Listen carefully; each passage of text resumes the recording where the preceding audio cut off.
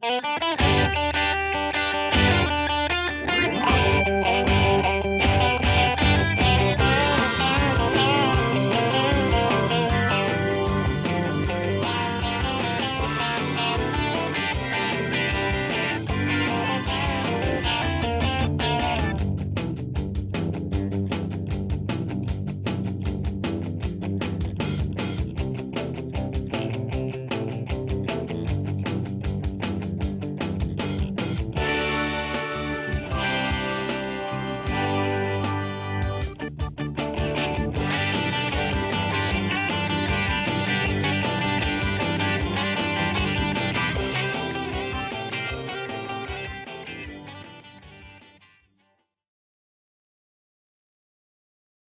morning, everybody. You are tuned to Yes. Computers 2K Now on the Nissan Communications Network. I'm Amnon, your host for the next couple of hours, along with Spence.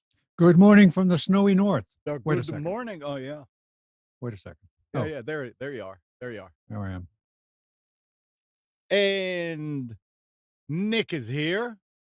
See, I don't know, Spence. I used my Christmas bonus that Amnon gave me to buy this beautiful house in the in the Midwest. We're having a huge snowstorm. I mean, Amnon really went all out with our Christmas bonuses this year. All I got was enough to sit in this empty field. Well, I mean, I'll tell you what, Amnon really went all out on us. So appreciate it, Amnon. Thank you. That's very nice. Very nice of you. And Gal is here too. Well, hello, everyone. And you are on the beach. Yeah. Short sleeve. The background isn't virtual. Hey, neither's mine. Leave me alone. Okay, now you are not live. What? You are in a room. No. Right now, I'm still outside. I'm about to go upstairs. So interesting. I hear an echo, kind of like you're in a room. I'm in the hall. Maybe this is better. That's right. Okay. I just stepped outside. Yeah. Okay. So. Our number is 919. I'll join for a few minutes from upstairs. We'll be back to you in a second. Our number is 919-518-9773. Computers 2K Voice on Skype. And today's show is made possible by vMix Software, DudeInIT.com, and is sponsored by Tom Sinclair of Live Streaming Gear. Amnon, you have a pop-up on the Zoom that you need to get rid of. I have a pop-up on the Zoom. Yeah. Really? Hey, you don't see it in your video window? No. The banner across the top of the Zoom? Oh, wait, you're talking about, let me see. Oh, that's because I did not adjust the picture. No, that's something else. No. That's part of the. No, if you click on the thing, it'll go away. Really? Yeah, I'm pretty sure. Oh, yeah. It did. Yeah. There you go. That's interesting that you saw it on the. Oh, you saw it on Zoom because I'm looking at the double shot and I don't see any. That's fine. Thank you. Anyway. Merry Christmas. Merry Christmas. Soon to be. What happened to Spence? I don't know. Well, I'm sure he'll be back. I'm working on it. I'm trying to fix my background here. Okay. All right. Ooh, look at the cat here. Oh, look at that. A virtual cat. Cool. I didn't know they had cats in Israel. That's interesting. You have I mean, you didn't know there's cat everywhere. you have to talk so the picture will come up. Oh. Nice. So you're out of quarantine. Yes. And you're driving around. Yes. And when are you leaving? Friday night, I'm going to leave here. Damn. So you've been in Israel now for over 2 weeks, right? Yes. I got here Friday 2 weeks ago. Now, when you come here, do you have to quarantine yourself? By law. I By am, law. I don't know. By law. There is no law. Okay. There is a strong request. Yeah. Okay. Wow. If you're responsible, you quarantine yourself. You go get tested, but you decide whether you're. Yeah. Nobody tracks you. Nobody tells you. Nobody. Like Nick said yesterday. Oh, he's not here. He was saying, this is what's great about this country. You don't need the government to tell you. You can make a decision. Well, in a way, it's great, right? But I think the problem is, even if the government would tell you, the government doesn't really supply over there any real infrastructure to deal with it. So if the government would have told us in the States to quarantine, sorry about moving all the time, then it would also need to supply the methods of, being tested, tracking everything. They've got they do. They've got the cell phone companies to track you. They've got the corrupt cops to come and arrest you. I mean, it's great. I was going to ask, Gal, they'll start a civil war, so they're not doing it. Do you know anybody that was supposed to be quarantined and was not and got arrested or got anything done? You don't get arrested, you get a fine. Do you know anybody? I mean, do they really enforce it? Are they actually? The people I know who got to be quarantined remained into quarantine, and you get checked, you get tested. Sampled, like they'll call that home and check that you're actually at home. Some people got actual visits by the police. Did they call to make sure that you were home while you were in quarantine? Yeah, they called once. Interesting. Okay. Yeah. Now I don't have an Israeli cell phone, and so I don't think they have a way of tracking me. But even if they track you, they don't use that tracking to give you a fine, but it will trigger a call.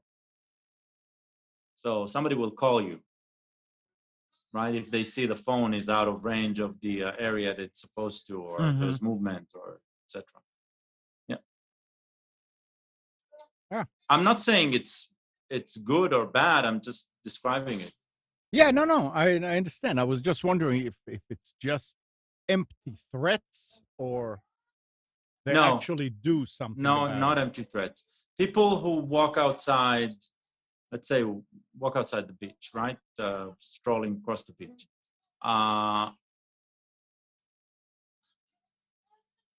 If a policeman will stop them to ask for details, right?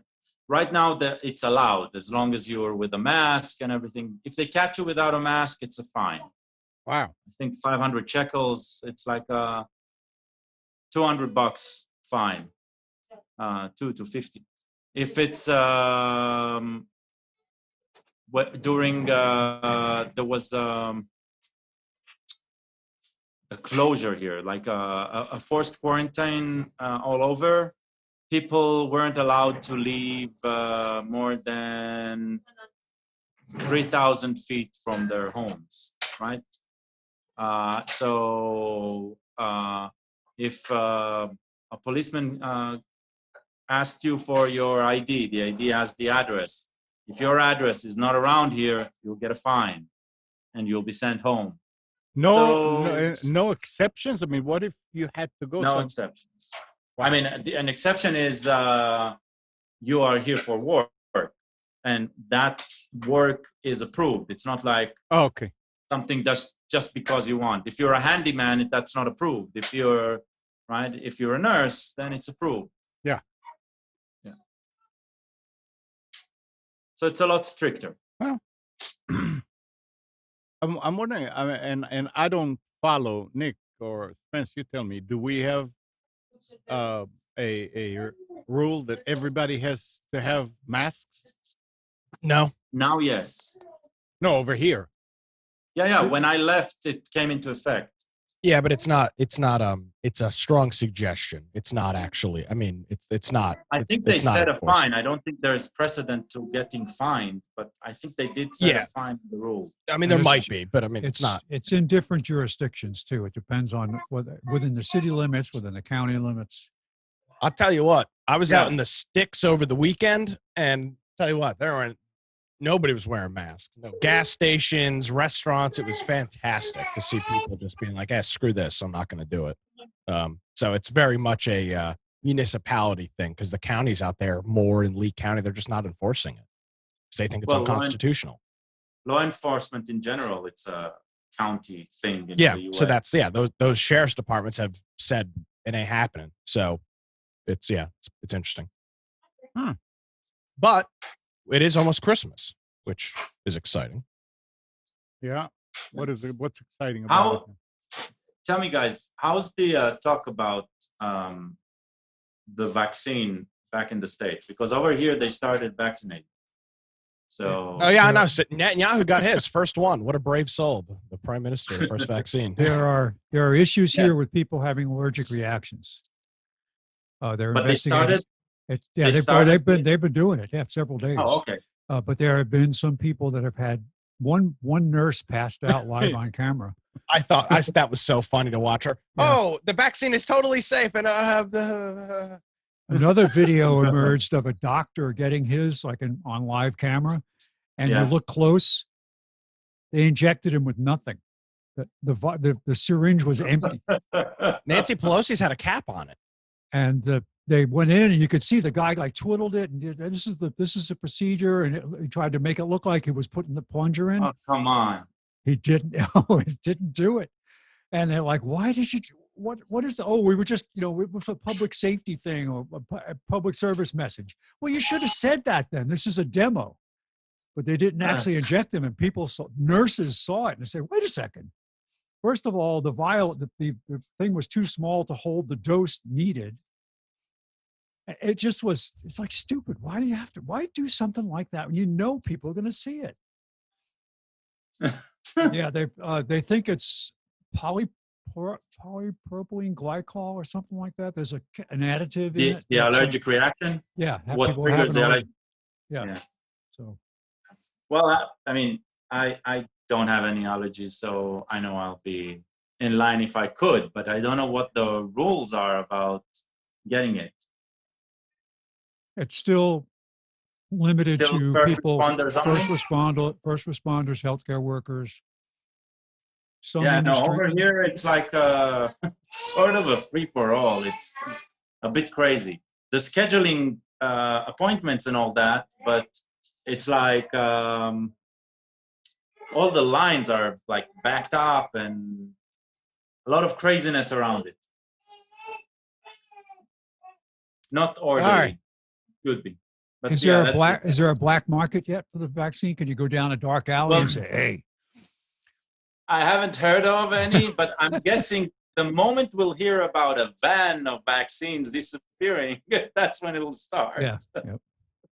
So what's happening tech-wise, guys? Other than SolarWinds.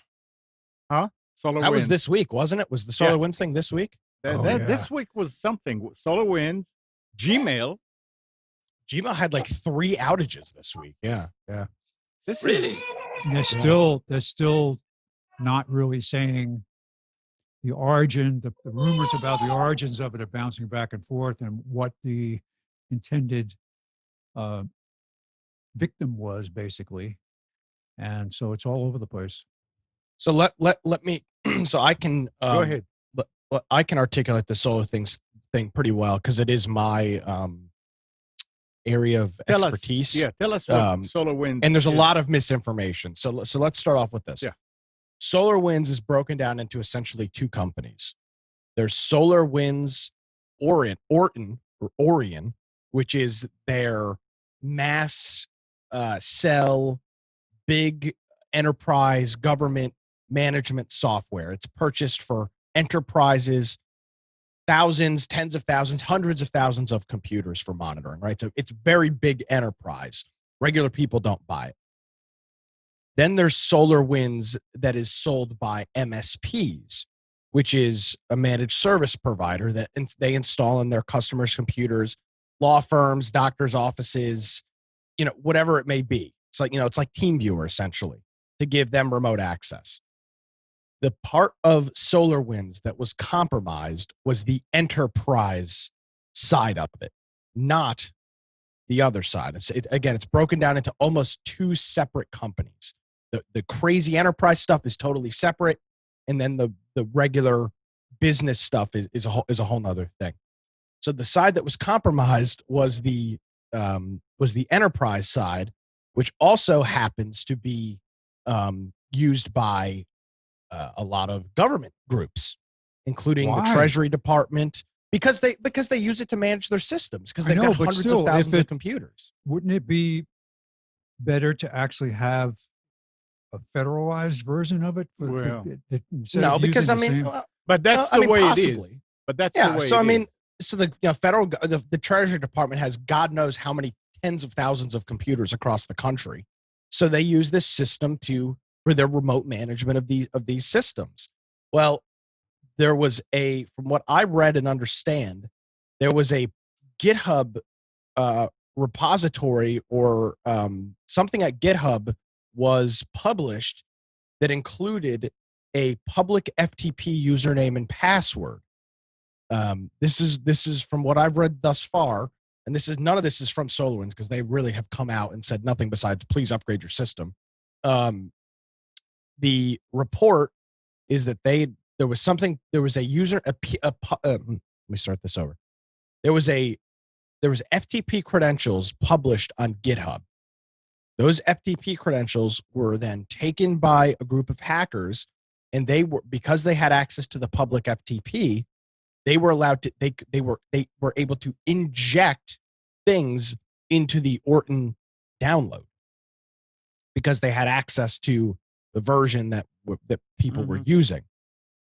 So we have no idea how long this backdoor had been in place, or how long whoever had been snooping around inside of their FTP server and changing and modifying files.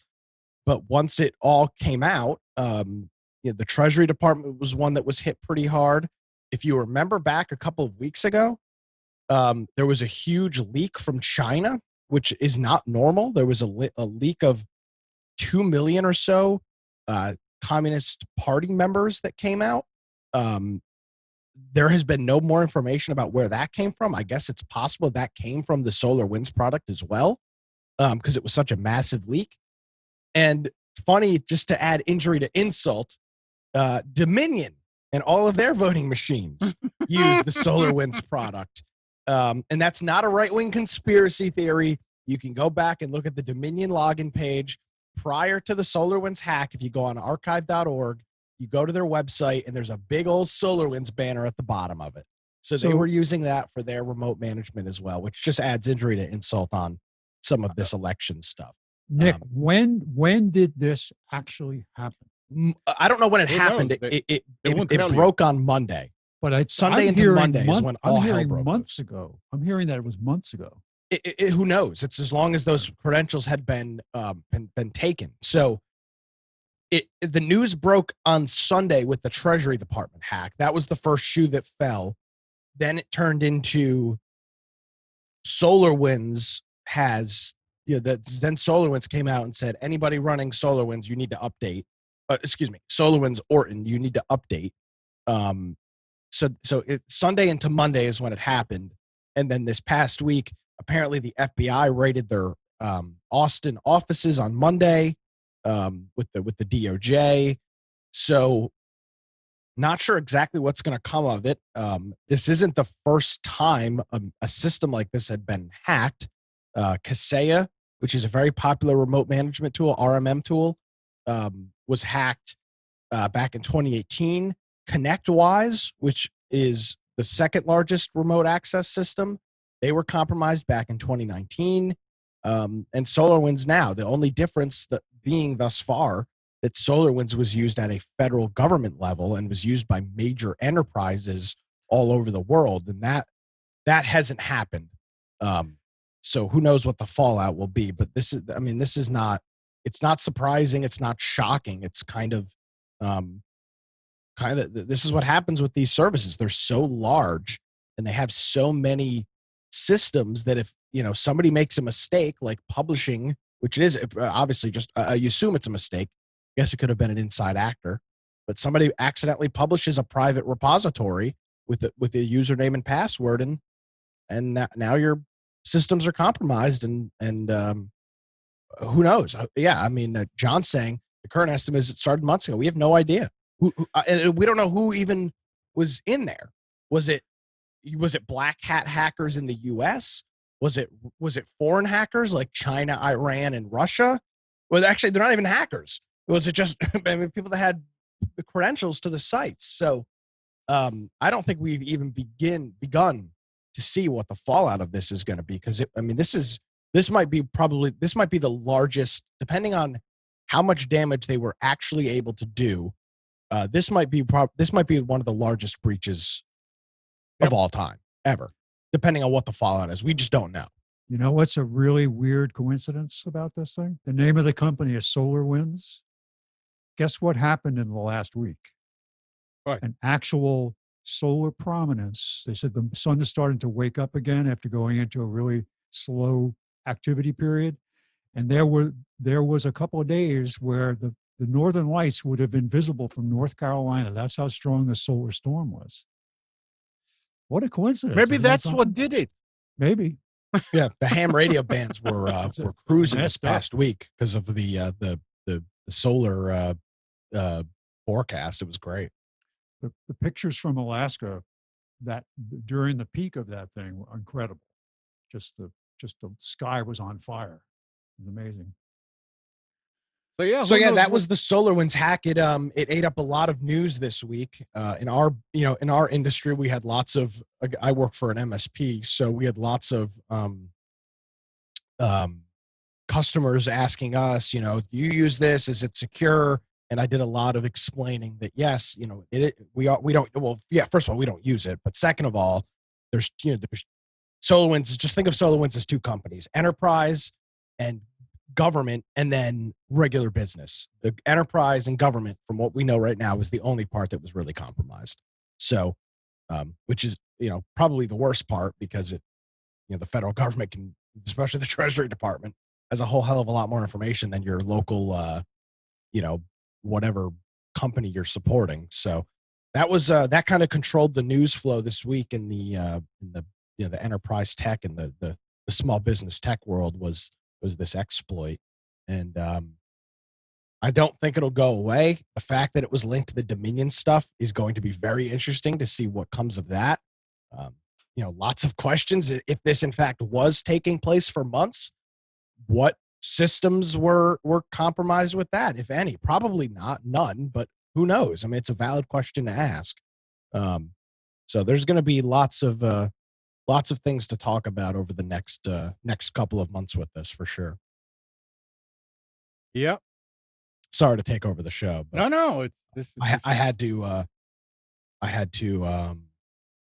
And what I mean, obviously you don't work. Your customers don't use Gmail. Oh, that's not true. I mean, a lot of them do. Google Apps for Business. Yeah, I use Gmail personally. Yeah, I know, but I'm talking about the companies that you service. Well, yeah, but here's the thing that you're missing. A lot of our customers email people that use Gmail. Yeah, that's true. And we received a flood of undeliverable emails late Monday night, I believe, or maybe it was Tuesday night. Oh my God, I can't access. I don't know what's going on with my email. I can't email so-and-so. And it was like, well, I don't know. And then I came in Tuesday or Wednesday morning, whatever day it was, and saw the news that Google had a huge outage that was causing undeliverable notices. And that was the issue. The big question is, can we beat this year? Next year.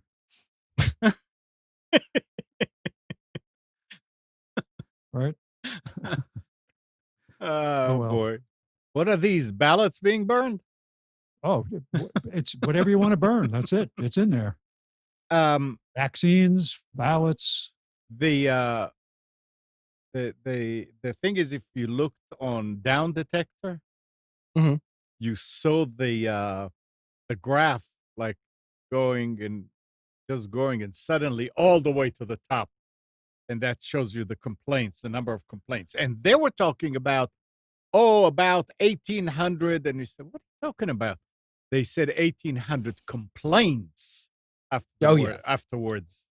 yeah. There It's was tens of but thousands, if not absolutely. hundreds of thousands of Yeah. affected users. And all over the country, because I had customers that couldn't send email, like you said, and it wasn't like locally or in the East Coast. I mean, there were people all over and all over the world.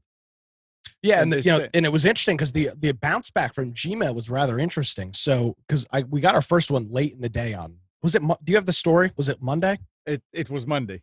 Monday. I We got don't our first report at probably 4 o'clock or so on Monday afternoon, or Monday evening, and the response from Gmail was interesting. It said, undeliverable mailbox does not exist. Right. So my approach was, you're emailing, Somebody. it's not a valid email address. Mhm. I mean, it's Google's responding with what the error is. The error is no mailbox. I Yeah. said, so you're emailing the wrong person. And I kind of got in an argument with the lady. Same thing with me. Yep. I got in an argument. She's like, well, and it works. I'm like, ma'am, I understand what you're saying, but the mail server is responding with the account doesn't exist. So either they've deleted their mail account or there's something else going on. And it was late enough in the day. I said, all right, so I'll give you a call back tomorrow morning. We'll see what's going on. And as I was reading stuff later on in the night, I saw that alert. And then when I called her back Tuesday morning, I said, can you try sending it again? She said, it went through. I said, I sent her the article. I said, hey, I apologize about last night. But the news just hadn't broke yet. So, but it was interesting to see. That's a very interesting result for a mail server to return. The mailbox does not exist. Not rejected because of whatever. Mailbox does not exist. Yeah. That means that's a concerning error message. The incoming, they accepted the email from everybody, but they could not send it out, and they were saying that it's because it doesn't exist. So that shows you it's something on their network that triggers, hey, there is no such thing. But that was very interesting. That's Marshall called me and I said, no, it's the wrong. He said, I just emailed them this morning. Early, like last night, like at 1 or 2 o'clock in the morning. All I do is I hit reply. I said, that's what they're saying. I mean, Google says that. That's you can't believe that. Yeah. No, but then when you see another one, say, okay, there's a problem here, and okay, but it was look, I mean, I don't feel sorry for them. These are things that probably should happen every now and then, so you fix your system, or that there is a vulnerability or a weakness somewhere. I don't think anybody that uses Gmail as a free account can complain about it. Nope, they cannot. The people that are paying for it, and businesses, that's a little bit, it can be disturbing. I'll say this to you. There are significantly more issues with Office 365 than there are with Gmail in general. And Office 365, oh God, yeah.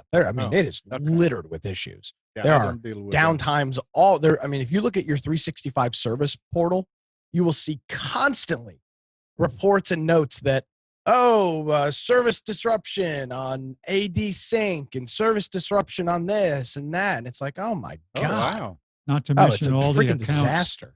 Not to mention all the accounts that were brought forward that were Hotmail moved to Microsoft Mail, moved to Outlook Mail, and all the interpretations and different things they had to do as they move that stuff forward. It's still a ball of goo. Yeah. Oh. This week, and I don't know if it has anything to do. I mean, we're talking about Microsoft Hotmail and that. One of these days, I can't remember, it was Wednesday or something, I had to block Hotmail. It was ridiculous. The number of spam messages coming, and they look right. So the spam filter looks at it, and it looks like a legitimate, and it's coming from out. I mean, Hotmail does not send mail out anymore. It's being routed by Outlook. Outlook. What is it? Outlook protection, whatever. Yeah, at protection.outlook.com. Yeah. And you can block them. I mean, it's ridiculous. I can't. But then you look Yeah, at you the block envelope like and you literally see it's three-quarters of the email on the internet. right.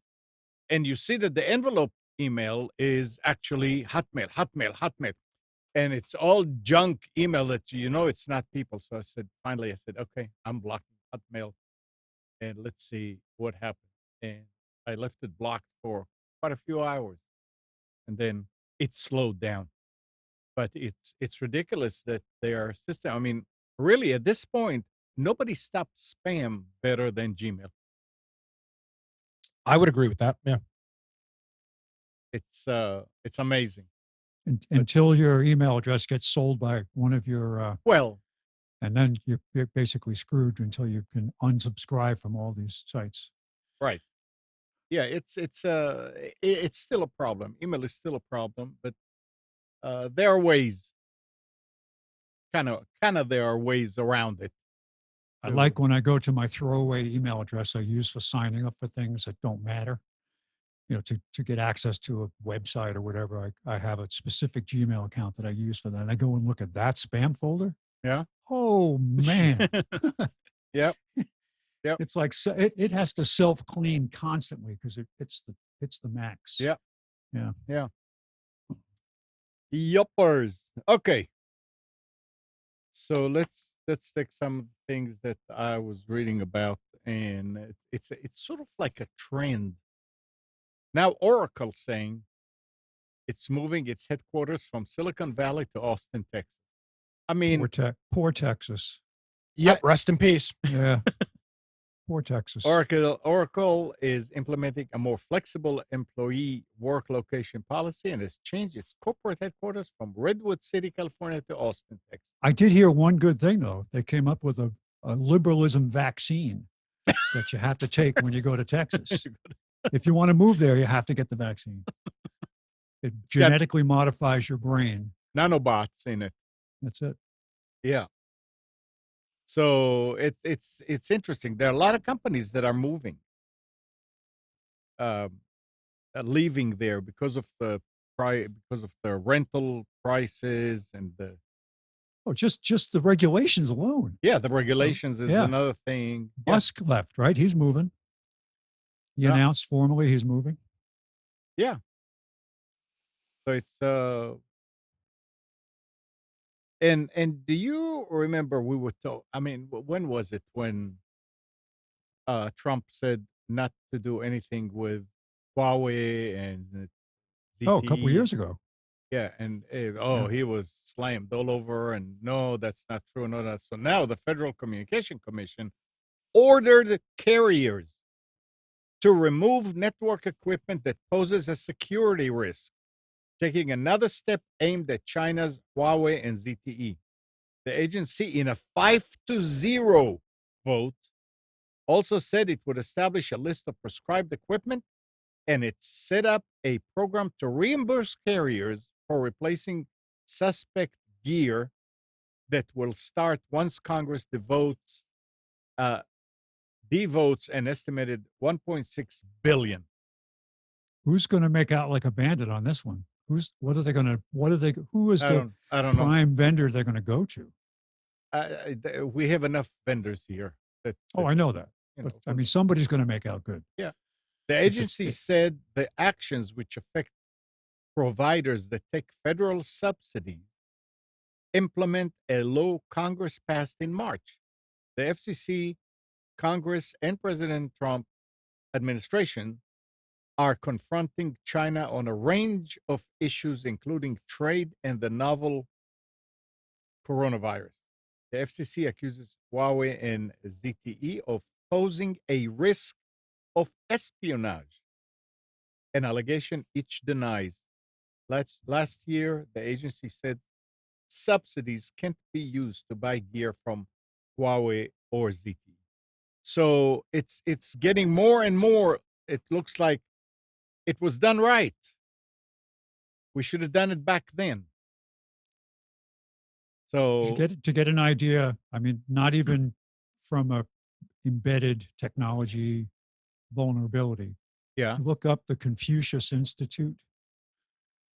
It is a program at the education level, so to speak, higher education level, to share information. And it's been shown now that a lot of these places have closed around the United States. It was a way for the Chinese military to get into universities under the guise of sharing technology, when it really was just stealing technology. Of course. Yep.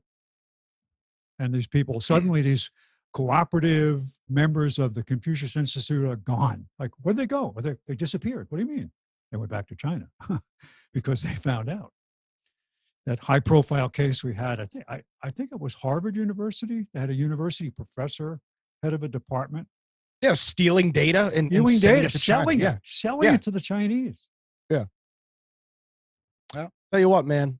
And this is not political. This is strictly technology. Right. I mean, the stuff that China is doing is. I tell you what, it's damn efficient. They've got a goal set, and they are full steam ahead with it across the globe. And countries are just allowing it to happen from a technology standpoint with Huawei. And they're masters at compromising people. Well, they don't have to. They don't have to be masters. Nobody stops it. right. But That's I mean, the problem.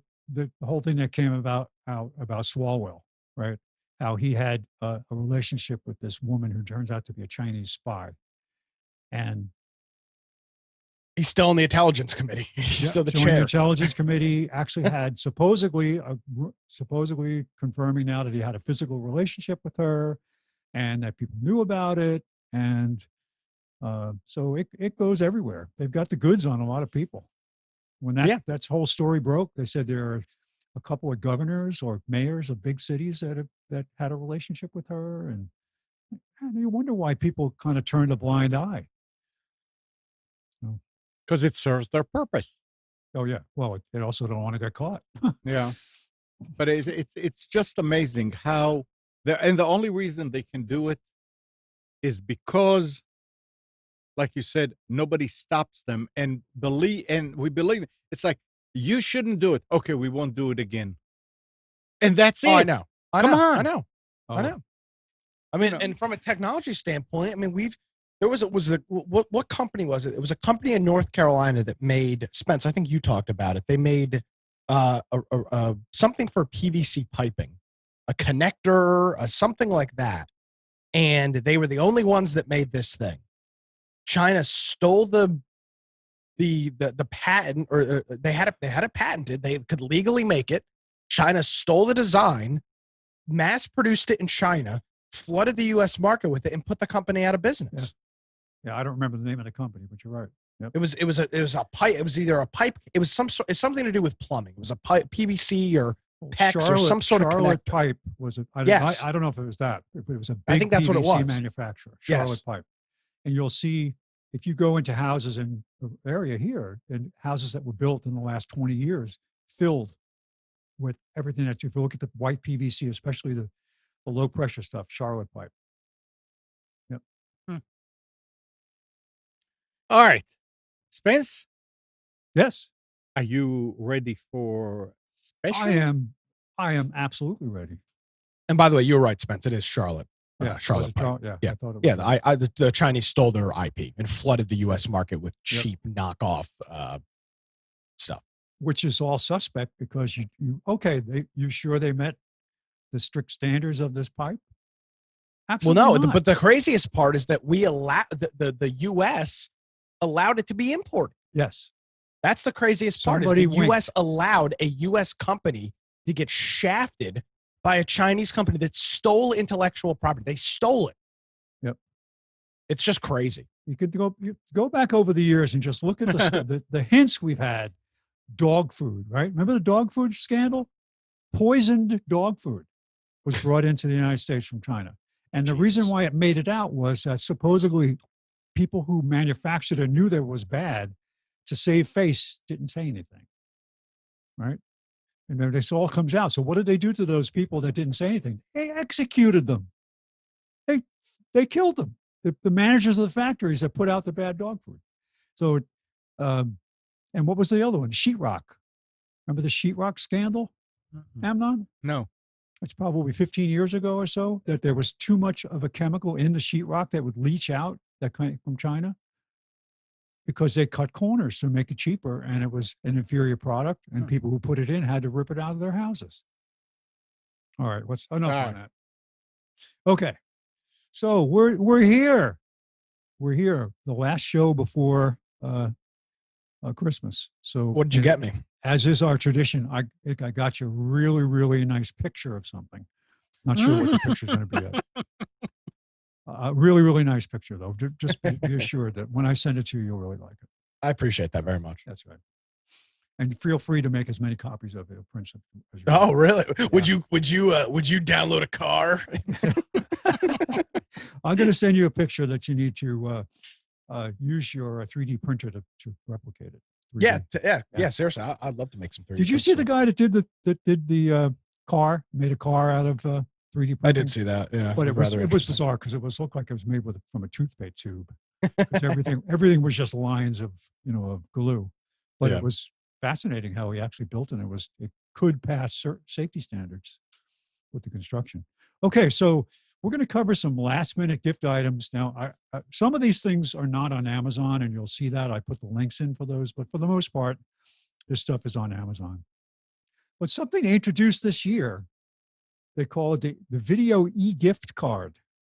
So you can actually send somebody either with a picture or a video of yourself saying, "Hi, Merry Christmas. Here, I have this gift card for you, and thank you," or whatever here. And so you can record your own video or put your own picture either on the card or in the gift when they open it online. So I thought that was pretty good. So I have the picture of me that's going on all your gift cards right there. That's just, I figured I'd pick a really flattering picture of myself. All right. So starting with, right away if you go to the Amazon page, check gifts, they're going to point you to Amazon devices. And you know what? Unfortunately, if you haven't ordered them yet, you missed out on the best prices. The best prices were all just before and just after Black Friday. So the prices on this stuff's gone up a little bit. They're still discounted, but the really, really good prices were a couple weeks ago. But not to say that it isn't still good. All right, so all things Echo. Echo 4th generation. This is the full fidelity speaker version of Echo, not the Echo Dot. $69, regularly $99. They've got the Echo Dot 4th generation, $29.99, or normally $49. You got the Echo Flex, which is the Echo without a speaker, right? I don't know. It does have a speaker, but it's just to acknowledge something. It isn't made for fidelity music or anything like that. It's just a plug-in Echo. Really? It's just a $9.99, 60% off. I don't think it's sold real well. But it's an Echo device that you can use for controlling, but it doesn't have any other features from what I understand. I've got the Blink Mini Cam. A lot of people using these. Really like it. This is the corded version, $24.99 normally, $34.99. We've got the Echo Dot 4th generation with built-in clock. Could be useful. Personally, I don't have an Echo device in my bedroom. But you mean you don't have the one with the camera? yeah, on the dresser, on my nightstand. Yeah, that's what I want. Well, what was the company that had the compromise where the kid was playing in their room and somebody was talking to the kid through the webcam? Said, "I'm Santa," something like that. This was last year. I don't know. It was a big controversy because one of the technicians that worked for this company apparently was browsing through the live camera feeds and started talking to this kid. Weird. Echo Buds. I looked at these and it looks really good. I didn't buy them. I've actually found a better deal on. I don't need the Echo part of it. I was just looking for good earbuds, but I found something at Costco that was just a much better price and performance. What, $79 for the Echo Buds? Normally $129. You got a Blink Outdoor. These are the battery powered cams. 3-camera kit for $149. That's $100 off. Normally $249. Got a Ring peephole camera. This is the cheapest one. $99, normally $129. But keep in mind that this has to be run only on batteries. It can be used anywhere. It doesn't necessarily have to be used as a peephole camera, but if you don't have the regular version of the Ring camera that gets supplied off of the AC power that goes to your doorbell button, you will have to change the battery on a regular basis. And this is designed to do that. You can keep a spare battery, and I understand there's a way you can charge it. The separate battery, so you can swap them. But a good solution if you're in an apartment or whatever that you don't have a doorbell, or you want to put one up in a different place where there isn't a doorbell, you can use this device. Okay, different Fire Sticks. The 4K streaming Fire Stick is $39, normally $49. The Fire TV Stick Lite, this is the one that does not have built-in Alexa, or I should say, I think it has Alexa, but doesn't have the TV control. So the remote doesn't have the volume up and down, mute, or the HDMI control signal that would go through the cable to turn a TV on and off. So this is $17.99, normally $29. And then finally, the regular HD Fire Stick for $29. This is 10 off of $39. So all three, I've installed 3 of the new Fire Sticks in the last couple of weeks because of the Recast TV, which is working very well, by the way. Except that Amazon chose just this week to redo the whole user interface for the Fire Stick. Just as we had started to learn it, they changed it. So we weren't happy about that. Oh well, still working well. Okay, and this last device, this is not specifically under all things Echo, but it is something I purchased when I had my the original Fire Stick had very little memory on it, and I wanted to load a file manager. I wanted to load some side loading tools and other things, and I was quickly running out of memory space. 2 things are solved by this. It's called the Avopal LAN Ethernet adapter. There's lots of different versions of this. But what I like about this is it is a USB hub and Ethernet adapter, number one, by itself. So the first device you see that has a name on it is the actual USB device and Ethernet. And then the other cable you see is the adapter that powers it and also gives network connectivity to the Fire Stick. So it's a USB mini plug in and out with a USB regular A connection in the Y cable. So you plug in the USB hub, USB 3.0 hub with Ethernet into this cable. You plug in the power end into the power supply for the Fire Stick, and you plug the other end into the actual Fire Stick itself. It now lets you give Ethernet access to the Fire Stick, so you don't have to worry about wireless. It automatically overrides it. If you plugged it in on the fly, you'd see the network change from wireless to wired. Excellent. Also, USB ports will add extra storage now to the Fire Stick. So it expands the storage available, so you can have things on the flash drive and on the Fire Stick itself. You can load programs on either side. You do need to pay attention to where you put stuff, but it's kind of like the way an Android phone works, where you have the available plug-in memory that when you load an application, you can load it to the flash memory, or you can load it to the onboard memory. So very flexible. There are cheaper versions of this, but $14.99 is a really good deal for this. And it works, not only does it work with the Fire TV Stick, it works with Chromecast, it works with Google Home Mini, it works with Raspberry Pi, and so on down the line. It's a great device. Okay. So switching off of the Echo devices now to Roku. Roku Ultra 2020. This is the 4K version, $79, which is $20 off. Roku Premiere, which is an HD player, $27. Now, what is it about the Premiere? It's just that what doesn't it have? Ethernet. That's it. So Yep. it's HD at 4K. Wow, that's a big difference. So, but if you're good, you might be able to use that adapter I just talked about with this device. I don't know. No, you can't. I tried. Why? I tried. It doesn't. Oh, you don't? Oh, okay. Oh, well. All right. Google Chromecast, third generation of $29. We have one of these, and the only reason we really use it, we leave it connected, is because my daughter has an Android phone, and she likes to come over and connect to the TV and show us videos and things. It's just the simplest way for her to do it. She could connect to the TV directly. She could probably connect to Roku, but we do still have a Chromecast. Older one at that. Okay. This is pretty amazing here. I mean, the price to start with this mini projector is good already, but it's a 1080p, 170-inch display, portable movie projector with a 40,000-hour LED lamp life for $99, or $7 off with a coupon. Does it say anything? Did you read how many lumens? No, I didn't. It's not going to Okay. be real bright. Okay. I know that it's not going to be real bright, so it's probably going to be useful only in a dark environment. But that's for $99. If it's just for occasional use, Right. you're not going to set it up as a permanent thing. It's probably a lot. If you look at the 40,000 hours is a long time. that's a lot for the LED. Yeah, but Yeah. I mean, they're probably not that bright.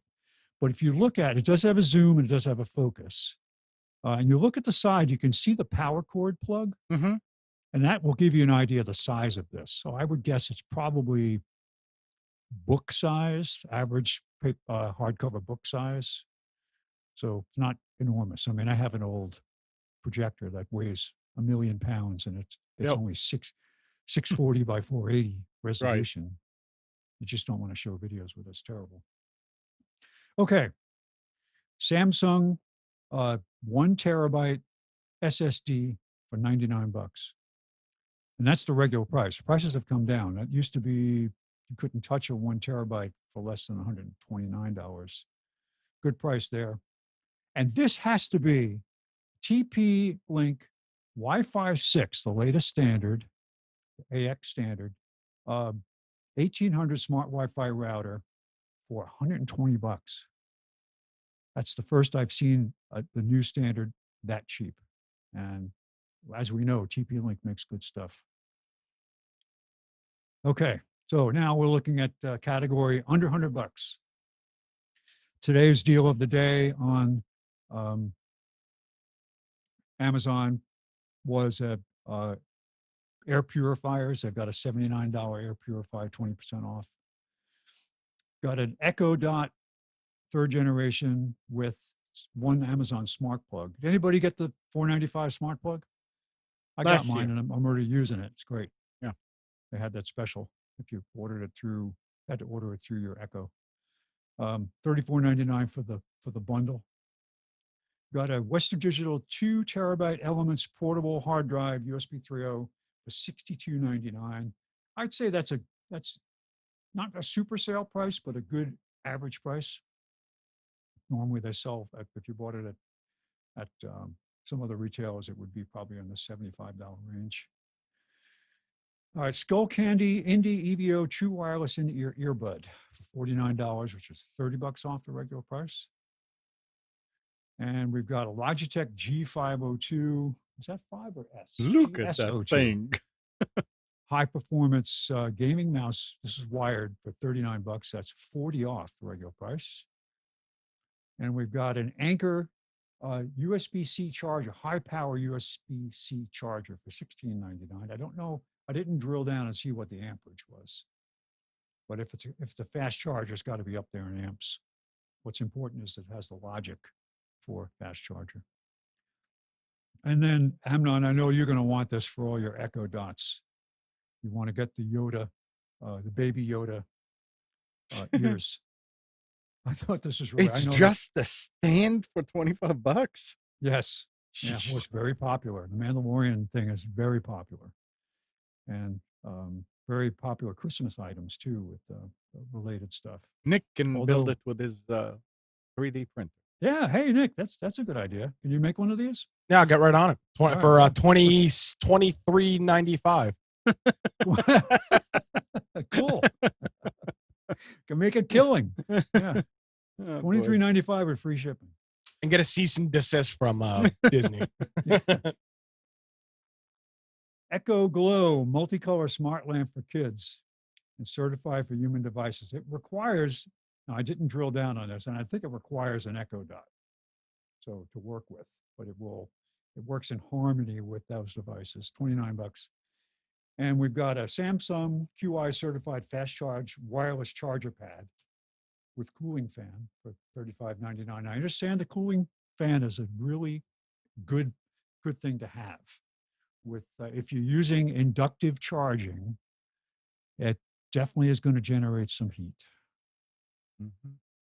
And finally, I know there's a lot of parents out there, grandparents looking for what are the best-selling toys right now on Amazon. So here, I won't go through them all, but Leapfrog, number one is Leapfrog Animals book, is an electronic book. I've got Kids Against Maturity card game for kids and families. I've got Beat It, bonkers game of wacky challenges for families. A pair of walkie-talkies for 3 to 12-year-olds. This is family radio service, obviously, 22 channels, two-way radio, but just with just change the plastic colors and call it a kid's version, right? Mm-hmm. Boy, I thought having a walkie-talkie when I was a kid was one of the coolest things that ever existed. Oh, just to have that. It was just, and it wasn't until I was an older kid that we actually had walkie-talkies. Oh, so cool. I don't throw burrito, exploding kitten. I'm not even sure what this is. I know. Dodgeball game. I looked at this. I said, family-friendly party game. I didn't question what it was. Exploding Kittens is a fun game. I've never played the Throw Burrito, but Exploding Kittens is pretty fun. Yeah, it's pretty good. How many kittens die when you play? That's for you to decide when you're All playing. of them? That's depends on how good or not good you are at the game. And here's an old game, been around forever, Connect 4, but it's still popular. This is an easy game. It's kind of like tic-tac-toe, but more dimensions to it on a horizontal, on a vertical plane, where you drop these pieces in and you play. It's inexpensive, challenging, thought-provoking, good to play with kids.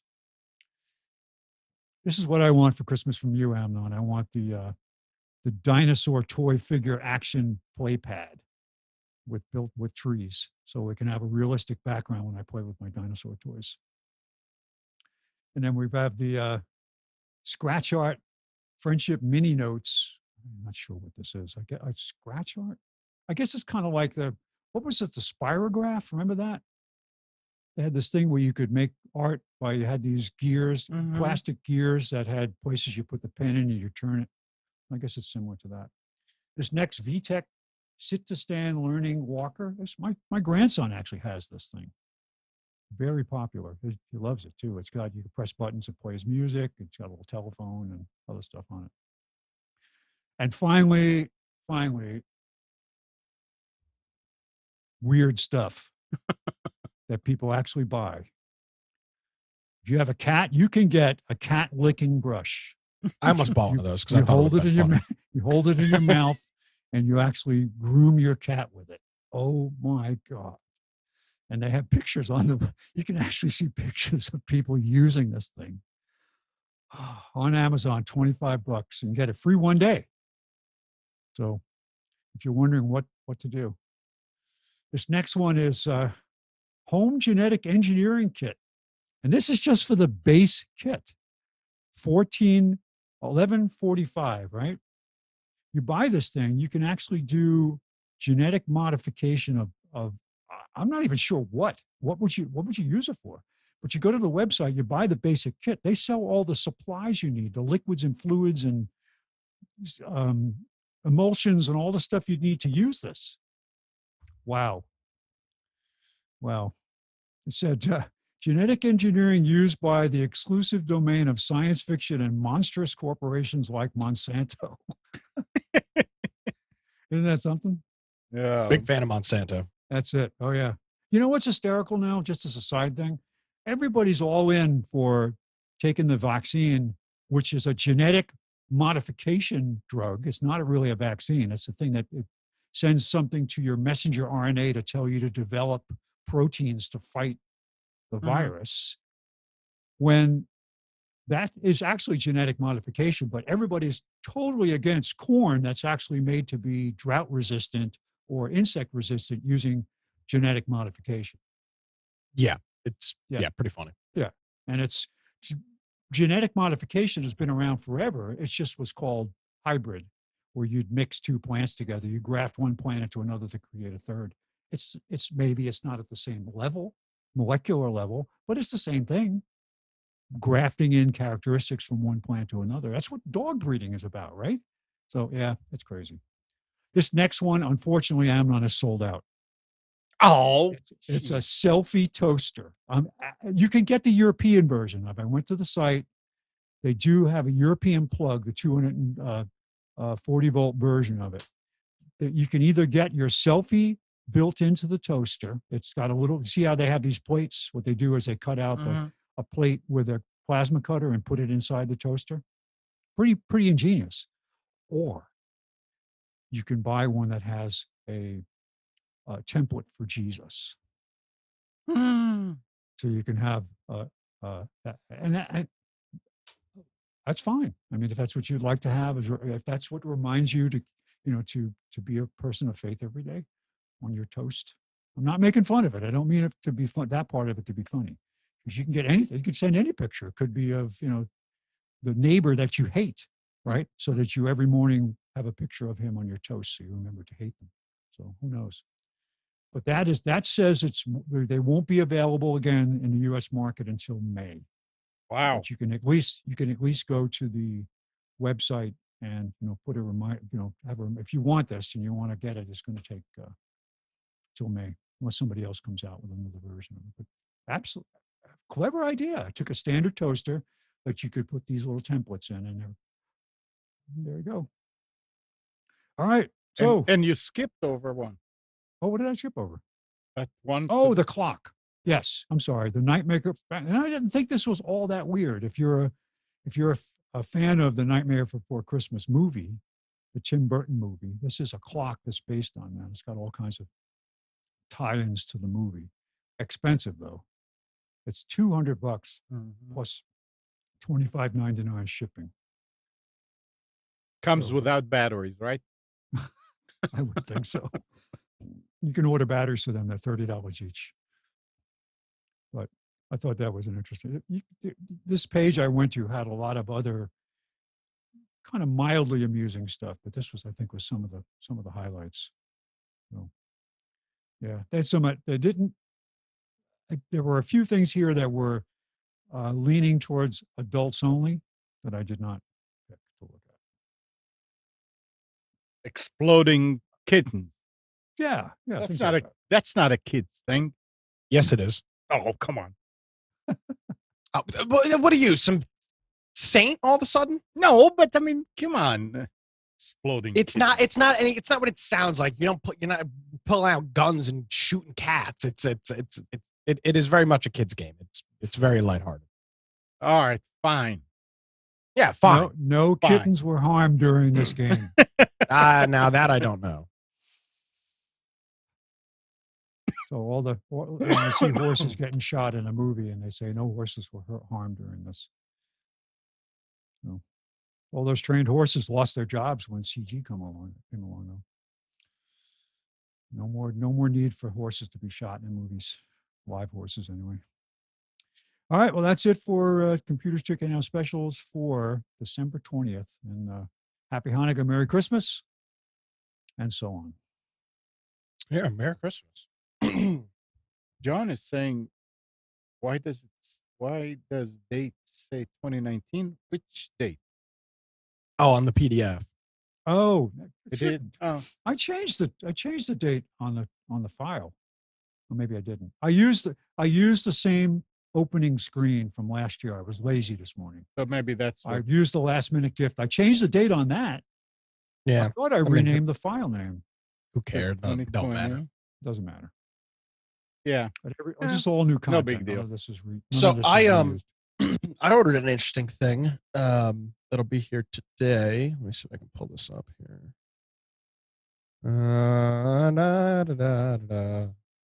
Like this for should have been prepared. I ordered a power supply. This thing was on sale on Amazon.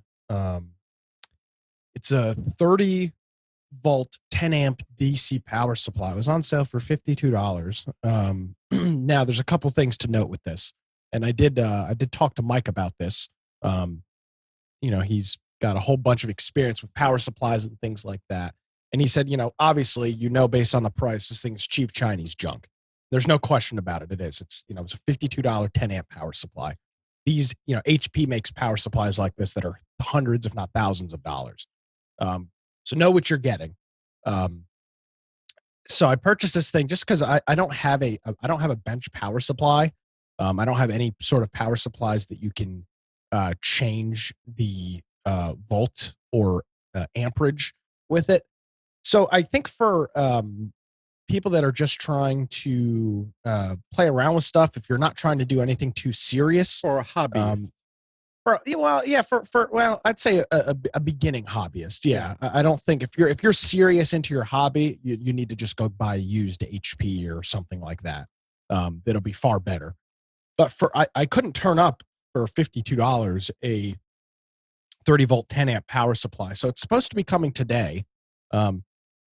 It's got the little banana plug to alligator clips for that. That you connect it to. It uses just a regular 3-prong wall adapter to connect. And I watched a couple of YouTube videos on it. It's like 5 pounds. What's the significance of 30 volts?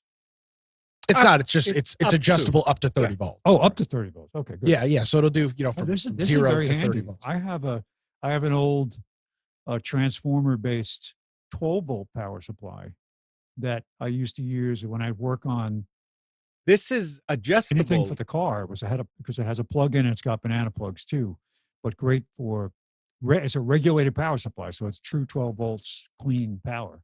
Yeah. So it's old, but it works. I'm not sure how precise the device is going to be. I'll hook a multimeter up to it before I do anything serious with it. But for low power stuff, which is all this would really be, for circuitry and things like that, or throwing power on something that doesn't have a power plug, and being able to slowly turn up either the voltage or the amperage, it seemed like a pretty good deal.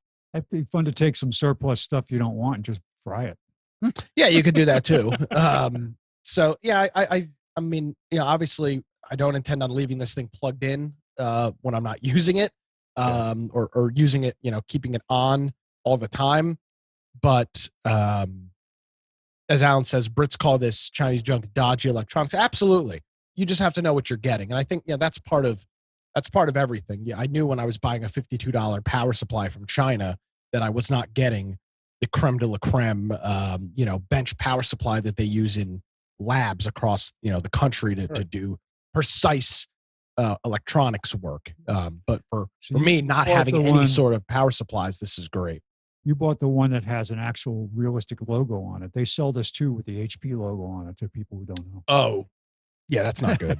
So yeah, I'm excited to get it and play around with it, and yeah, it was a pretty good deal. I saw it on Slick Deals earlier this week, and it was too good. They had a 5 amp version of it for $45, but just for a couple dollars more, you can get the one that'll do up to 10 amps. So yeah, if you're if even at its regular price of $69, it's a pretty good deal if you know what you're getting, which is the key, and are willing to buy something that might work for a while and then eventually fail. It's, But it's kind of interesting par for that the course. this could be one of those manufacturing situations where they are an OEM builder that makes it for other companies under different names, but they decided to make their own version of it. So you might be getting a really nice piece of equipment just with an off-brand name.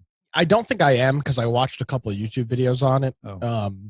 And you know, here's the problem with stuff online. So I saw this on Slick Deals, right? So I if you've ever been on Slick Deals, you know that there's a form for each item. So you click on it and people write on the item, or people write on the posting like, oh, this is that. And you know, you had a bunch of these people that, and I appreciate the feedback, but a bunch of these people, oh, I would never buy something like this. Oh, I'd never do, you know, this thing is just about. It's like, nobody said you're buying $1,000 bench power supply, right? I mean, you just, you know, your laptop that you have has got the same $8 power supply from China. So I'm not saying that the point's not valid. It's just understanding what you purchased and knowing and being able to make a decision. I mean, these people are just, oh, this thing's a piece of junk and I wouldn't trust this thing on any of my electronics. Well, that just seems to be inaccurate. It just, I don't, and I mean, I don't know. It's got great reviews on Amazon. It's got 4.5 stars out of almost 250 reviews. So, I mean, it works. So I'll be interested to play around with this and see what the result is. But yeah, so I bought a little bench power supply. I'm looking forward to throwing some power on something and see what happens. Very, very nice. Yeah. All right, let's see what else is going on. I remember we talked about it some time ago, but let me read. Broadband and TV providers will finally be required to stop charging rental fees for equipment that customers own themselves, thanks to a new U.S. law that takes effect on Sunday today. The bogus fee. That's no fair. That's how I make all my extra money. The bogus fees were outlawed by the Television Viewer Protection Act, which was approved by Congress and signed by President Trump in December 2019. The law was originally scheduled to take effect on June 20th, so they gave them a license to steal for another 6 months. But Congress gave the Federal Communication Commission leeway to delay enforcement by 6 months if the FCC finds that good cause exists for such an additional extension. Let them steal for another 6 months. The FCC in April granted the 6 months delay to ISPs, claiming that providers needed more time to comply because of the coronavirus pandemic. And I'm trying to understand, how does the coronavirus stop somebody or delay something? They don't have to go out to homes. All they have to do is go into their system and say, there's no more charge for these. But coronavirus. Yeah. That's what it is. I mean, think about, I'm waiting for product that I've ordered for customers, construction materials. Yeah. 3 months because of delays due to coronavirus. When the factory's open, I talked to the guy who I ordered through. He says, oh yeah, we're producing everything. It's just, you can use it as an excuse. Yeah, but I mean, it's amazing that they could do that to begin with. Well, every day they keep that policy in place, they're raking in more money. So that's the true. longer they can delay it, the more. A lot more money. Yeah, I know. I mean, whoever thought about this, good for them. Let's charge. Spence, did you rent a car anytime? Not recent. Well, maybe once in the last 2 years or so. I mean, yeah. Then I'm going to charge you for it. A fee. Okay. No problem. This all started because a company, I don't remember which one, would not. So like Spectrum, for example, remember they used to charge for equipment. Used to. For but their if you modem. but if you brought your own, they wouldn't charge you for it. Right. A company was, I think not, Comcast was was it Comcast was not dropping the charge, and Right. that's how this all started. Yeah. Because so one company got too greedy, and now they're all going to get screwed. But Spectrum still doesn't. And No, but Time- even when they did, they waived it if you didn't need it or want it, Right. which was nice. which is the way it should be. I agree. Yeah. And talking about modem and ISPs, they told me that my modem, the AT&T modem, was going bad. All it was the battery light was flickering. I mean, flashing red. I mean, the battery's on. But in reading, I found out that the battery is only for telephone. So if you have a phone plugged into your modem, into the unit, that it will not die when the power goes down. Yeah, Well, supply they 48 volts, right? So I just called because I had a problem with it also getting, I mean, the streaming kept on going up and down. And she was saying, oh, you have an old modem. This was the NVG 589 that I got when I had the 3 megabits DSL with it. So they said, we're going to send you a new one. All right. Fair enough. The one came in, plugged it in, configured it as much as I could, and it was working. So looked like everything was fine until it started screwing up. I don't use it for Wi-Fi, so I went to disable the Wi-Fi, and there is no just checkbox disable radio or turn radio off, whatever.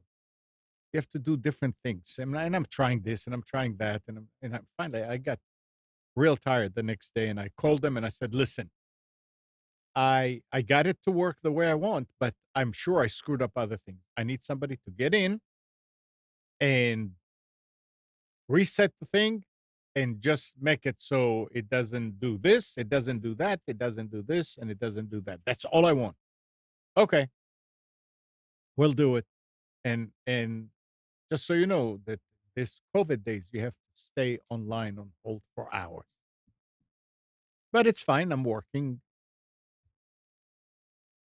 Long story short, this second tier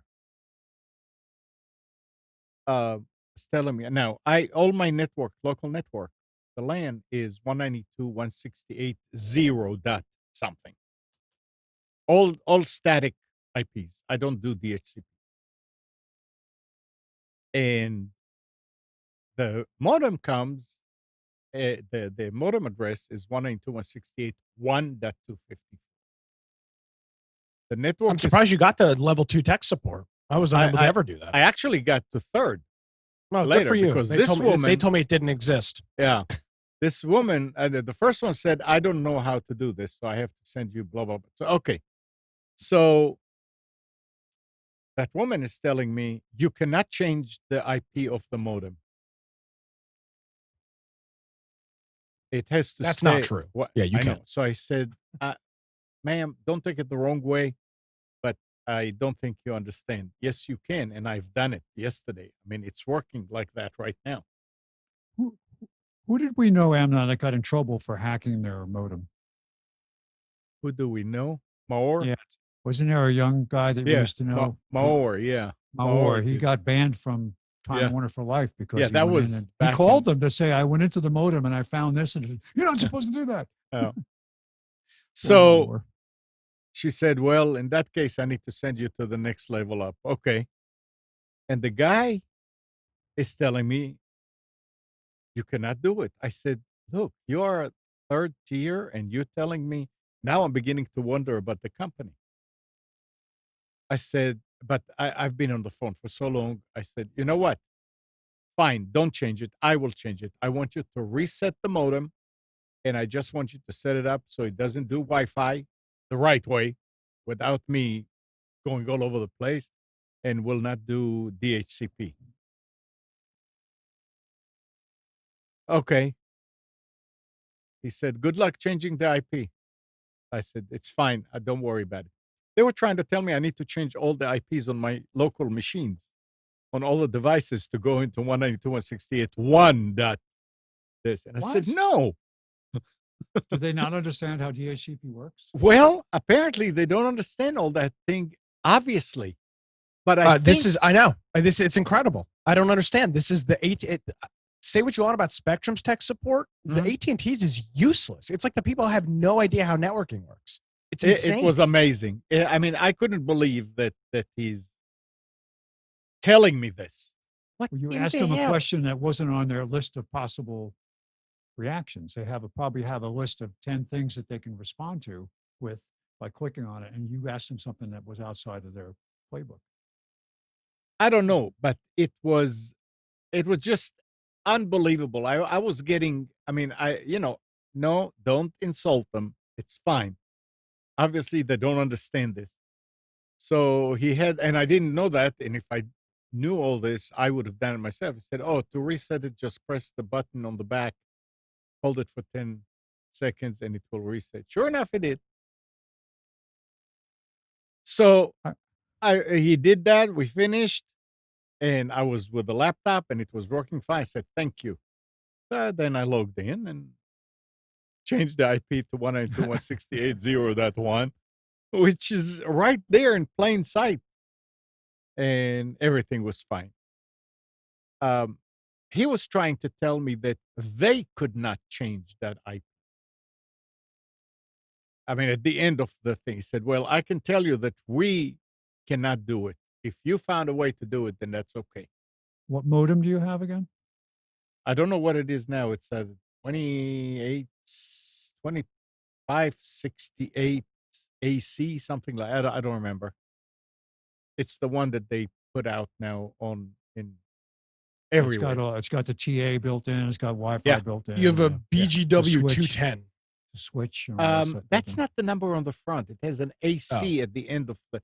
It's probably the BGW 210 700 AC. Be my guess. That's what I had. Is Amnon, is the tech support line open? I have a call to make to the tech support line. Yeah, well, save your time. Save your time. I'm serious. I'm sitting here and I came across an interesting thing that I've never seen before, and I have Chrome open for the chat, and I had Chrome open for the specials and all that.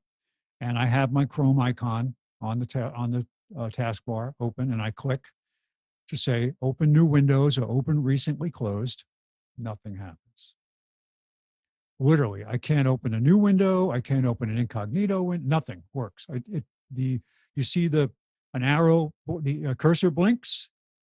Nothing happens. I can open other browsers. And I went into other browsers to look to say, well, maybe there's something I'm doing wrong. I can't find this error anywhere. Isn't that strange? I've never seen this before.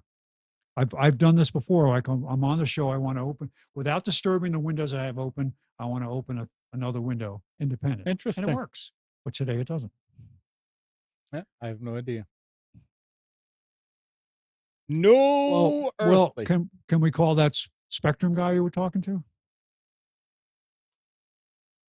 The tech support guy you were talking to? Can we call him?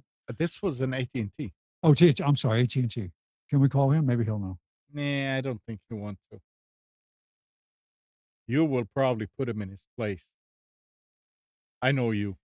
Do you, on the radio in Raleigh, we have, from time to time, we'll have commercials for a local technology school. I won't mention their name, about become an IT professional.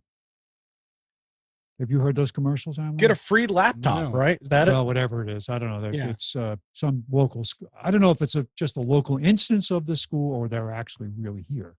But they advertise become an IT professional as little as 6 weeks. Yeah, I've heard those too. And so one time, this is back when they first started, I actually went and took their they said, take the online aptitude test now. So I went and I took the test. And I kept going. It was like but you get to the point where you'd stop and say, you've exhausted your knowledge. And so I went through all the tests. And I got to the end of all the tests. And I'm like, why do I need your school? if I can do all this stuff now, I just get a rubber stamp to say, yeah, thanks, you passed. It got pretty deep. The questions got pretty deep. towards the end, but it was like, yeah. Well, And I I'll can tell tell you you, right away, the average person who is, I know how to use a computer, but they would be asking questions in the first session that was, talking about IP addressing and this, and people would be lost. So interesting. I tell you what, you're saying that you had a problem with Chrome. your Chrome. I had a problem with the Firefox right now. I mean, I reloaded the page and the chat was empty. Maybe it's got something And to I do with said, Zoom being nah. open. So I went ahead and I opened Chrome and everything is there. So I'm Amnon 1. I mean, yeah, don't pay attention to it. Oh well. All right. Um, and here's something interesting about Microsoft. Microsoft is working on in-house processor designs for use in server computers that run the company's cloud services, adding to an industry-wide effort to reduce reliance on Intel's chip technology. The world's largest software maker is using ARM design to produce a processor that will be used in its data centers, according to people familiar with the plane. It's also exploring using another chip that would power some of its Surface line of personal computers. So apparently, Microsoft is trying to gain independence from Intel for their own stuff. Isn't that interesting? I wonder why. Well, you know what? It's probably advisable at this point because Intel, while they're still a good company, they're not what they used to be. Right. But I mean, still, I mean, this is like sort of like reinventing the wheel in a way. I mean, I would think that we need to support American companies, but I don't know if Intel is even American company anymore. But it's interesting. So they're going to use ARM design. I mean, they're going to design their own ARM. ARM chips, yeah. Yeah. ARM chips are great. That's one of the values of ARM chips is that Yep. you can do a custom roll. Not that much trouble. Now, Try to roll your own, core processor. if you're using Chrome or Edge, as many as 3 million people have been infected by Chrome and Edge browser extension that steal personal data and redirect users to ad or phishing sites. This is coming from a security firm. In all, researchers from Prague-based Avast said they found 28 extensions for the Google Chrome and Microsoft Edge browsers that contain malware. The add-on billed themselves as a way to download pictures, videos, or other content from sites including Facebook, Instagram, Vimeo, and Spotify. At the time this post went live, some, but not all, of the malicious extensions remained available for download from Google and Microsoft. Avast researchers found malicious code in the JavaScript-based extensions that allow them to download malware onto an infected computer. The only thing that they were saying in the big article is run an I mean, they Avast apparently has a list on their site of all the extensions. Let's say you need to uninstall and run an anti-malware. So much for Google App Store, making sure that we get clean extensions and apps, right? Um, and it's amazing how when you follow all these stories, and you realize there's a problem, how it's like embedded in your head. I also got a new cell phone. Is And it the 1996 model? no, it's not. I mean, it's new, but it's a Motorola G Power. The Samsung Motorola S3. flip phone? Huh? Flip Yeah, phone? Razor. I don't know how old it is, but they were selling them at the. New to you. Huh? New to you. Yeah, it's new to me, and Best Buy had them on good price, so I bought us both, Kathy and me, one. With hers, it went great.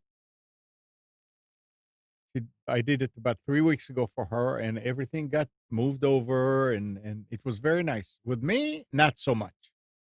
So yesterday was my Verizon day.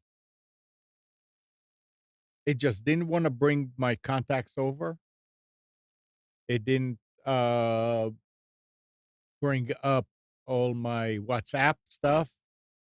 There was some, and it did not want to connect to my mail server. Only on occasions it will. So I spent time, and I called Verizon to ask what they recommend a program that will move stuff from an LG to a Motorola.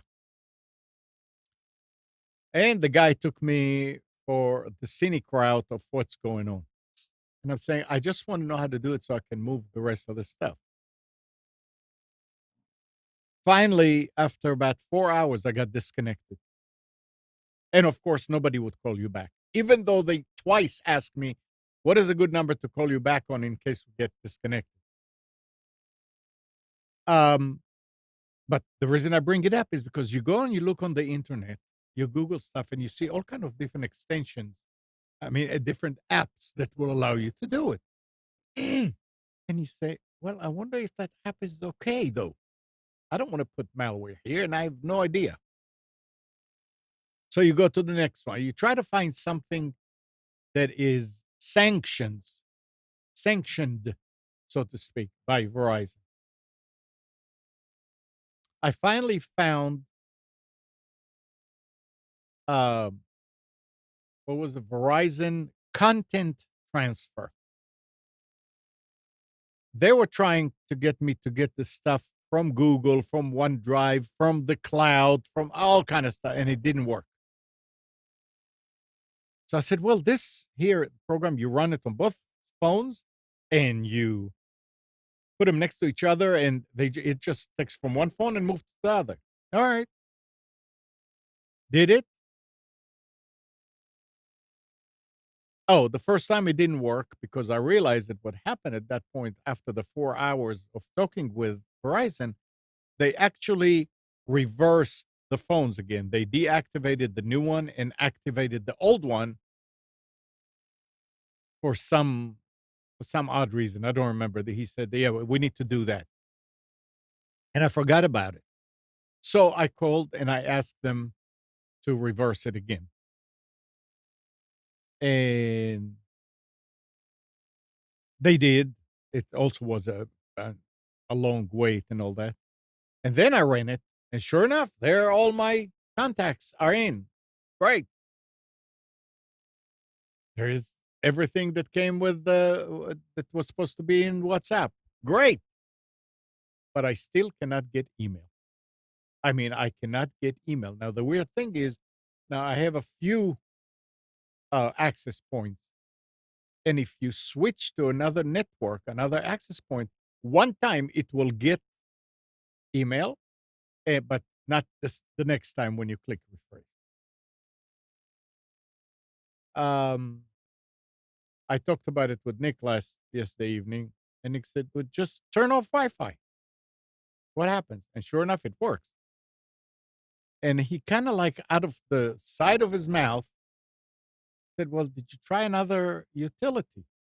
I'm using Mail Droid. I said, "No." I said, "Yeah." I said, "Well, I'll have to wait and ask Gal or whatever, which one to use, so I don't have to go through all of them." He says, "I use Blue Mail." And then Nick, feel free to jump in. Okay. And I went ahead. I downloaded Bluemail, set it up, works like a charm.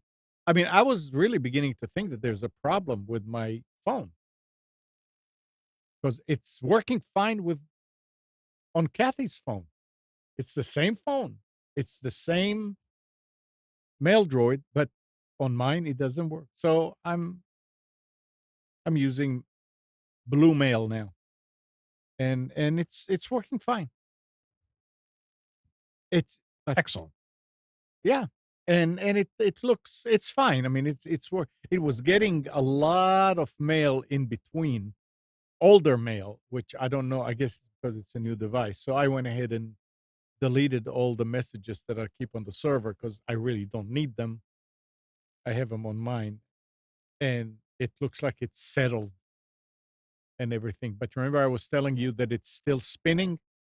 There were two spinning wheels. There was one at the top that shows I'm connecting to the server, and there was one at the bottom that kept on going and going and going. That one still happens every now and then, but the connection, solid. So sometimes changing a utility apparently will do something. Absolutely. I never had that experience before. So Bluemail for me. Yeah, I mean, these apps are weird. And I will say this to you, and you're in a very unique situation with your mail server, where you've got different security settings and handle mail a lot differently than a lot of other main services. So that mail droid service just stopped working. I like Pop. I mean, I really like. But Pop. You're in the minority with that. I know. You do. I know perfectly. I know. So, but yeah, I'm glad it worked out. Yep.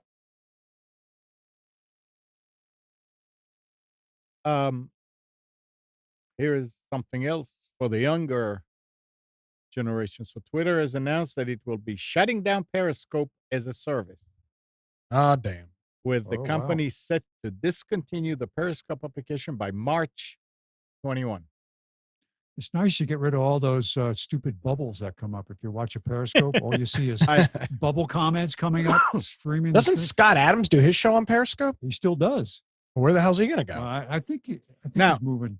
He's in the process of moving. Now it says that Twitter will, however, continue to offer live video streaming through its integrated Twitter Live feature within the main Twitter app.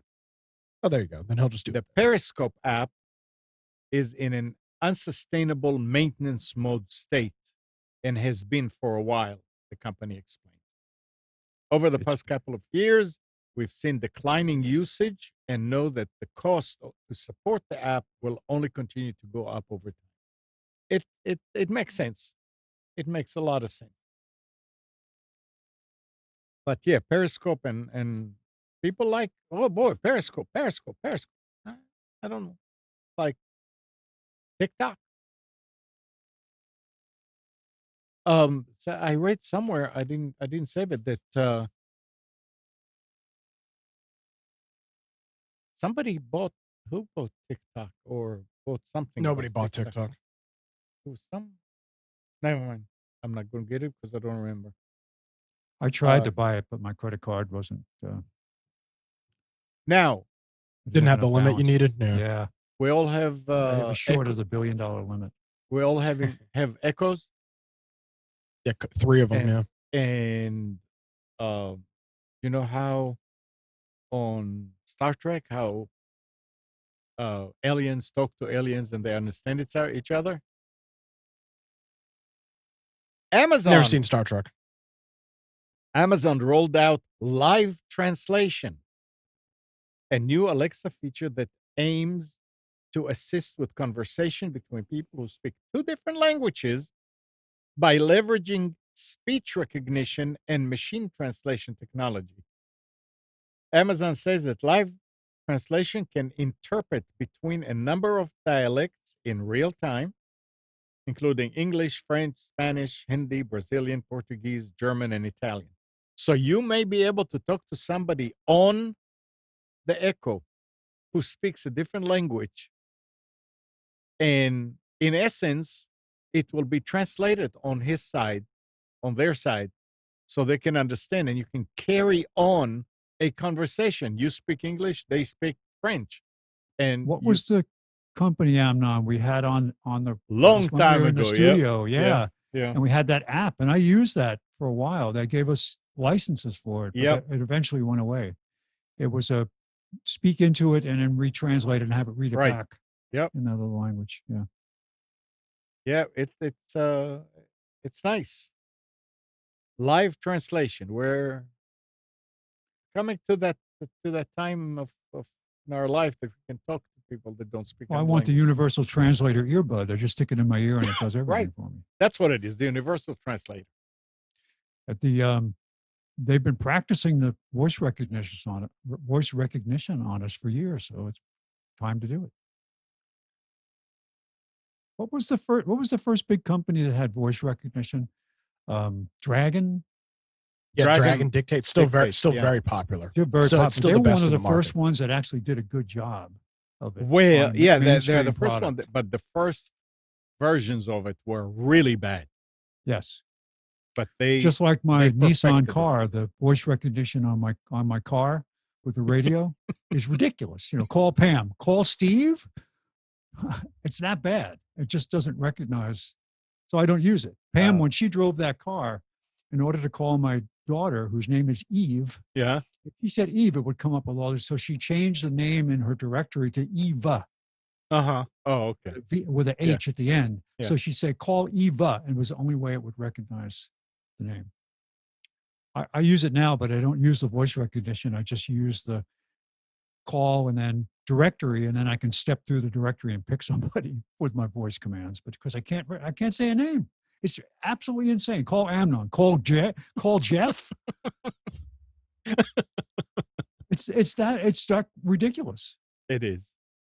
But hey, that's the technology will just get better. It's fine. Well, this was 2014 technology, so it was a 2015 car. So I wonder. I need to take it in for a transmission check, and I'm going to ask them if there's a software update for the phone, for the radio.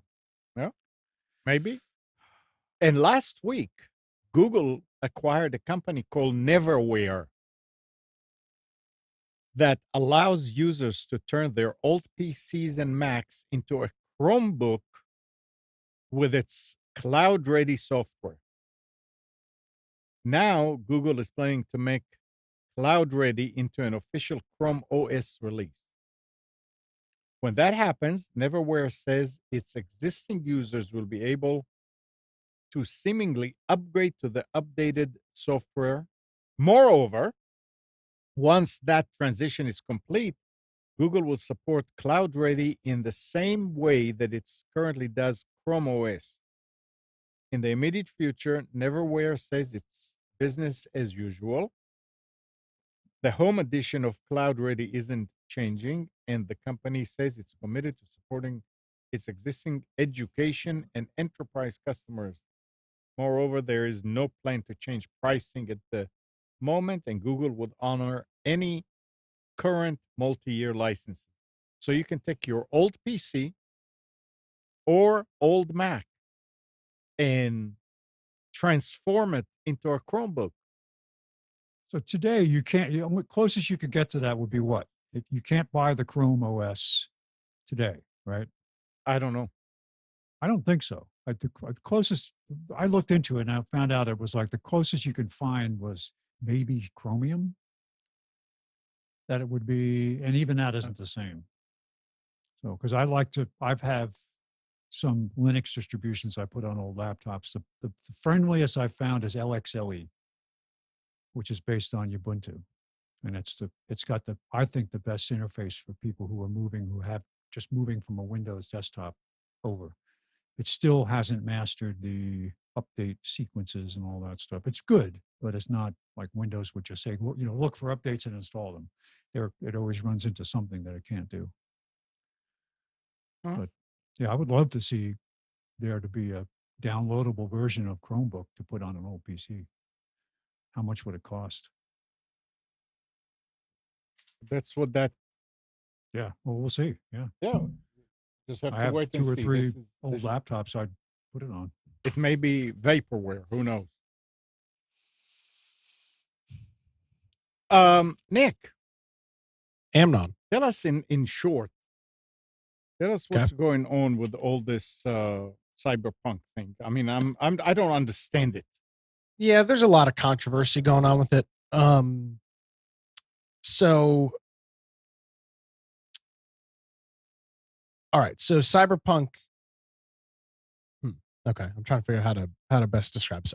Cyberpunk is a new video game that just came out. It's been in development for years. It's been delayed a couple of times. It finally came out about 2 weeks ago. The game was developed and released on the old generation Xbox and PlayStation and the new generation Xbox and PlayStation. So the PS4 and the Xbox One, which came out in 2013, as well as the Xbox Series X and the PS5, which just came out this year, as well as PC. So it's on both the new and old generation. Well, not a shock to anybody, but it runs like garbage on the old consoles. It's, these things are 8-9 years old at this point from when they were first developed. Mm-hmm. So they're old. And this is a blockbuster game. It's got it's the cutting edge of technology. Even the highest end GPUs cannot run this game on ultra settings. It just doesn't work. So that's kind of the layout. And the game just doesn't run very well on the old systems. A lot of people are pissed, rightfully so, because it should not have been released on those old platforms. And there is now they're talking talks of a class action lawsuit. Yeah. They're already refunding people. I've got over 24 hours into the game thus far. I'm playing on PC. My issues have been far and few in between. I'm not sure. I haven't experienced any of the problems myself, so I can't speak to that. I think it's a lot of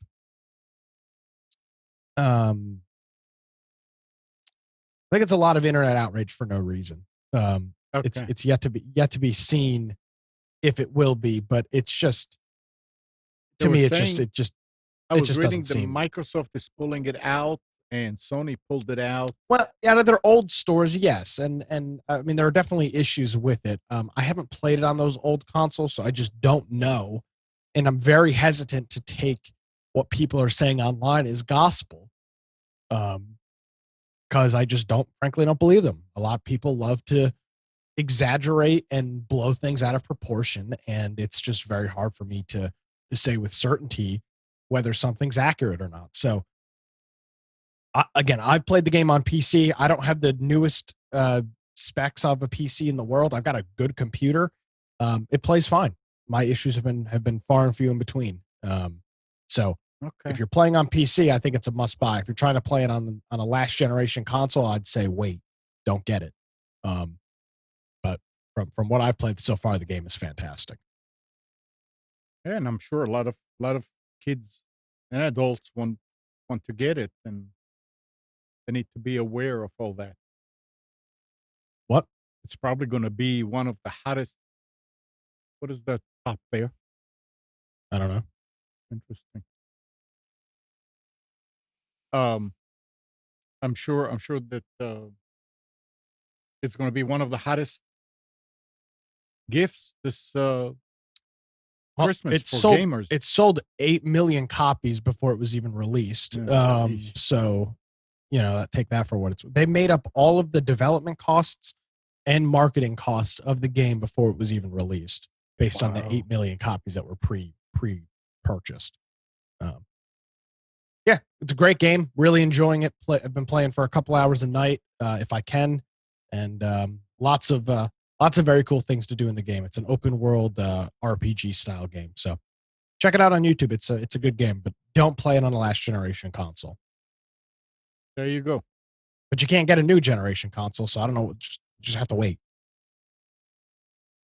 Can't you use your 3D printer to make one? No, I can't do that, unfortunately. Oh, too bad. So sad, too bad. Oh, well. All right. Well, it's that time of day again. Any last word about anything? Merry Christmas.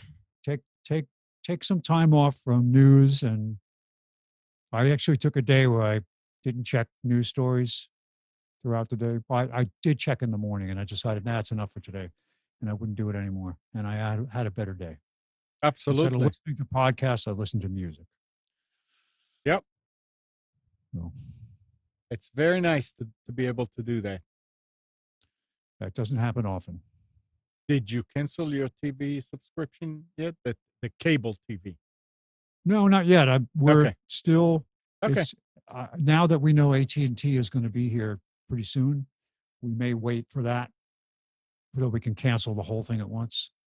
It's going to be a ceremony where I have a shopping bag with all of the Spectrum gear in the bag, and I take it to the store and I say, "Here, this is yours. Cancel my account," and just walk out. And just that's. You ever it. seen that episode of Seinfeld where Kramer tries to cancel his mail? No. Is that what you're going to try to do? Yeah. No. You should check that clip up on YouTube. Kramer tries to. He says he brings a letter to the post and he goes, "I want out." They say, "Out of what?" He's like, "The mail. I'm done. I don't want mail." And they like interrogate him. It's pretty funny. That's what you're going to do. I got it right. I got it right here. Yeah, it's pretty funny. 2-minute clip. Oh, and it's with Newman. Yes, of course. Yeah. Who's a fantastic postal employee. Oh yeah.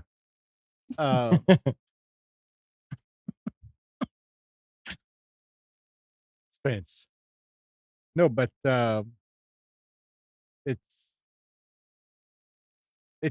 it'll be interesting, and also I was going to say when I got the new modem from AT&T, they sent instructions to send it back, so I started packing it and this and followed the instructions in the first paragraph. The second paragraph said, "Oh, you can take it to a UPS store. Just put it in a bag and give it to them. You don't need to pack or anything." Oh, jeez.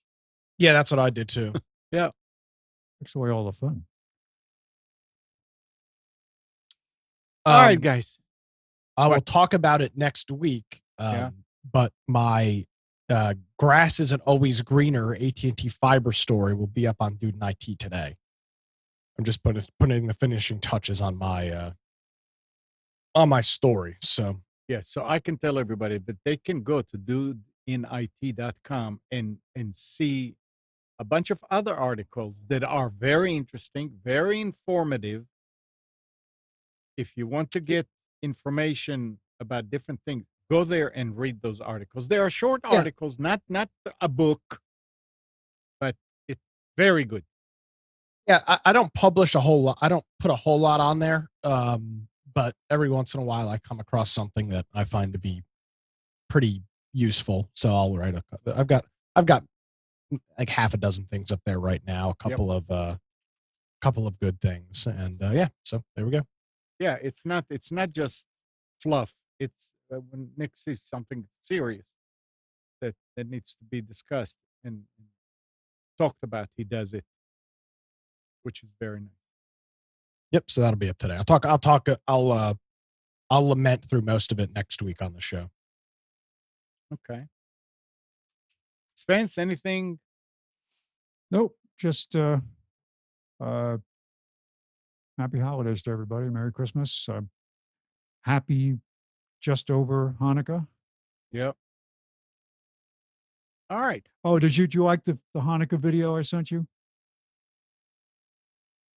Which of one the was kids. It was a kids singing about getting Hanukkah gifts. Oh yeah. Yeah. It was cute. Yeah. All right. Well, thanks, Spence. Thanks, Nick. I know Gal dropped out, but maybe he's still listening. So thanks, Gal. And good morning, Kathy, Hannah, Nabil, Mac, Norm, Katie and Donna, Dina, Arlette and Michal, Eleanor, anybody who's listening. Thank you, everybody, for tuning to Computers 2K Now. We hope you enjoyed and maybe learned something from our time together. Remember to practice safe computing. Back up your hard drive, update your virus scanner. We'll be back here next Sunday at 9, but you can always reach us at computers2know.com. Tonight at 7, Nick is doing his Against the Norm show at atnshow.com. Last show of the year. Show what? I said last show of the year. Last show of the year. And he also does it now on YouTube. So it's also a video show. So go check it out at 7 o'clock Sunday evening, atnshow.com. And Tuesday is Infection Podcast, which is the gaming, survival gaming podcast. Check that out. It's also at 7 o'clock on Twitch. Follow it, and you'll be able to get a reminder every time they go live. Until then, Merry Christmas, and talk to you next week.